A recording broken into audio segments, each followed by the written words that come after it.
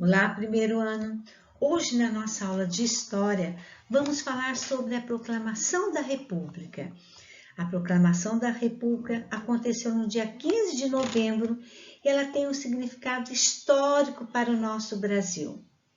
A partir desse dia, 15 de novembro de 1889, o Brasil deixou de ser governado pelo imperador Dom Pedro II e passou a ser uma república presidencialista, ou seja, governado por um presidente brasileiro.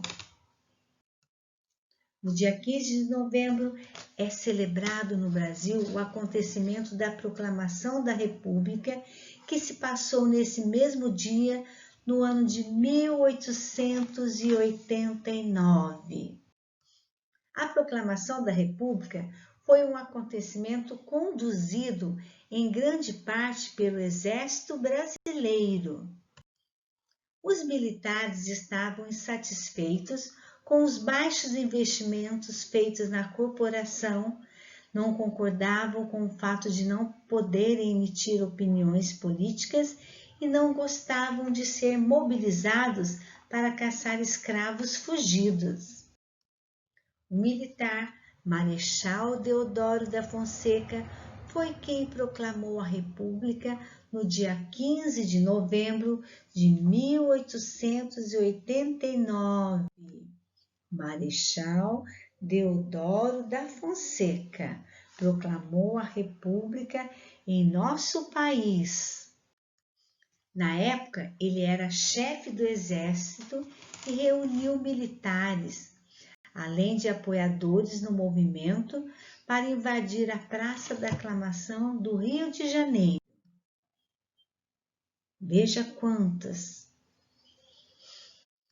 A Proclamação da República aconteceu na Câmara Municipal do Rio de Janeiro, quando o vereador José do Patrocínio anunciou a instalação da República no Brasil. No dia 15 de novembro, o dia da Proclamação da República é feriado nacional. A última lei que determinou o 15 de novembro como feriado nacional foi decretada em 2002. Viva a Proclamação da República! Assista o vídeo agora para aprender um pouquinho mais.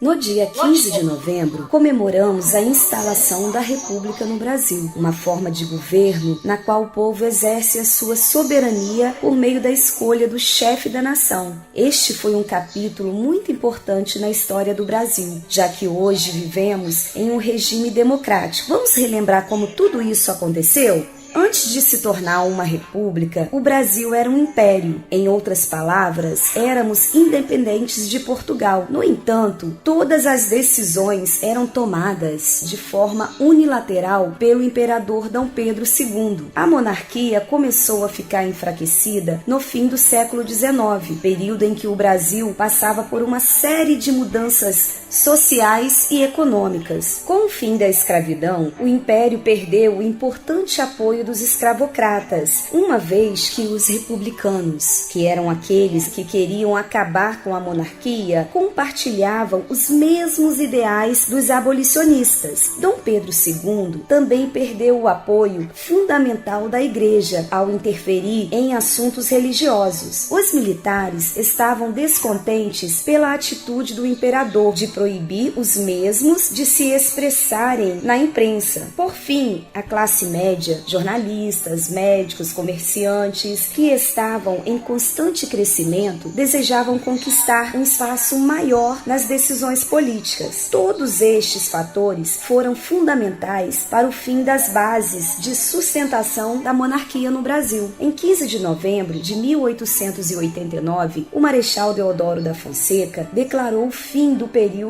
imperial. Naquele mesmo dia, se formou um governo provisório. Assim, o Marechal se tornou o primeiro presidente da história do Brasil. Ciente de que não conseguiria de forma alguma reverter tal situação, Dom Pedro II apenas aceitou a vontade do povo e retornou para Portugal. Dia 15 de novembro, dia da Proclamação da República.